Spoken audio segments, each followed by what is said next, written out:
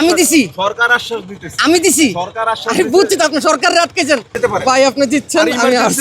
Emergency হলে তো আমরা ছেড়ে দিচ্ছি। আই লাভ ইউ ভাই, ভালো থাকি। পুরো ঢাকা শহর তোমার হল দেয়া লাগ, আমার কোনো আপত্তি না, আমার বাড়িটা বাদে। পৃথিবীর সবচেয়ে বড় একটা ভূগোল মানুষের উপর দুঃস্থাপনা, ঠিক আছে?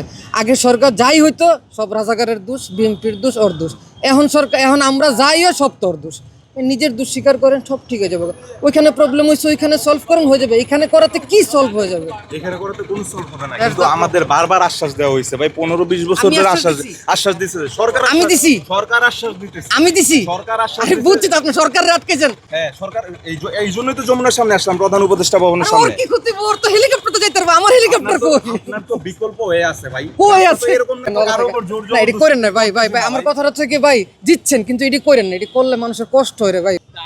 আমরা তোমার সাপোর্টার, কথা বুঝি, আমি তোমার বিপক্ষে না। আমি চাই তোমার 100টা হল, পুরো ঢাকা শহর তোমার হল দেওয়া লাগ, আমার কোনো আপত্তি না, আমার বাড়িটা বাদে, ঠিক আছে? আমার কোনো সমস্যা নেই, কিন্তু কথাটা বুঝো যে এতে আমার কি দোষ?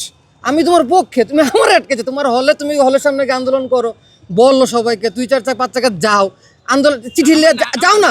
কয় জায়গায় গেছো, কয় জায়গায় চিঠি নিয়ে, এই 5 মাসে দাঁড়াও, এই 5 মাসে চিঠি নিয়ে আচ্ছা ভাই শোনেন, আপনি শুধু এইটাই দেখতেছেন যে আজকে রাস্তা ব্লক হয়েছে, আপনার কষ্ট হইতেছে, কিন্তু শোনেন না না না, আমি গত 1 মাস ধরে, আমার কথা শুনেন, গত 1 মাস ধরে রাস্তা ব্লক, 1 মাস ধরে, 6 মাস। শুনেন, এটা তো অন্যান্য বিশ্ববিদ্যালয় বা অন্যান্য সংগঠন আন্দোলন করছে তাদের দাবিতে, আমরা আজকে আসছি কেন আসছি? গত 5-6 মাস, শুনেন ভাই, গত 5-6 মাস এই যে নাহিদ ভাই আমাদেরকে 3 মাস সময় দিছে, 3 মাস সময় কিন্তু অলরেডি চলে গেছে, আমাদের দাবি মানা হয় নাই।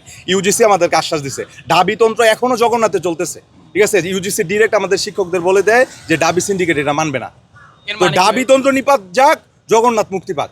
আমগর কি দোষ? ভুল তো করতে ওরা।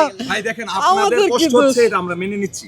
আর আপনি মানলে না, আমার মানতে না ভাই, ইমার্জেন্সি হলে কিন্তু আমরা ছেড়ে দিচ্ছি। শিক্ষার্থী, পুলিশ, সাংবাদিক, মানে ইমার্জেন্সি যত আছে আমরা ছেড়ে দিচ্ছি, এরকম না যে আমরা জোর জবরদস্তি করতেছি ভাই। আমার কথা শোনো, আমরা সবাই সাপোর্টার, আলহামদুলিল্লাহ। তোমরা ভালো কাজ করলে আমাদের কোনো সমস্যা নেই, আমি ছাড়বা কবে?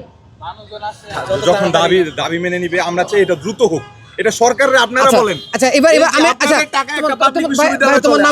তোমার নাম কি? আমার নাম আশরাফ হবি। আচ্ছা ভাই, আমি একটা কথা বলি।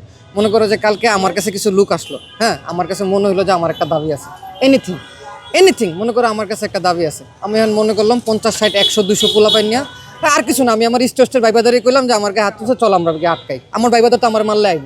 আচ্ছা ঠিক আছে, যদি আমি এখন আটকাই দেই, তুমি পরের দিন চলবা কেন? এটা তো আমার কাছে যৌক্তিক দাবি, কথা বুঝো। আমারে মারছে অকারণে, বা আমার কিছু একটা করলো, আমি 50-60-100-200 মানুষ এনে সে জড়ো করলাম, বেশি লাগে না ঢাকা শহরে, এটা এই জোগাড় করতে বেশি টাকা লাগে না। এখন আমারে বলো, এই দাবি একটা আমার জন্য যৌক্তিক, তোমার কি হইব? দেখেন ভাই, একটু আগে আপনি কিন্তু বলছেন যদি তোমাদেরকে আহত করা হয় তাহলে আমরা পাশে দাঁড়াবো। অলরেডি গতকাল 50+ শিক্ষার্থী আহত হয়েছে, আমার 6 জন শিক্ষার্থী আহত হয়েছে। এখন না আমাদের সাথে আন্দোলনে রাস্তা তো বন্ধ, আমাদের সাথে দাঁড়ান। আমি আসি, রাস্তা তো বন্ধ, তোমরা আসার সুযোগ দিতেছো কই? রাস্তা কিন্তু অভাব নাই, এটা একমাত্র রাস্তা না ভাই, এটা কিন্তু একমাত্র রাস্তা না। আর আজকে যে আন্দোলন হবে, আপনি যদি সচেতন নাগরিক হন, এবং আমার বড়টা তো জগন্নাথ। আচ্ছা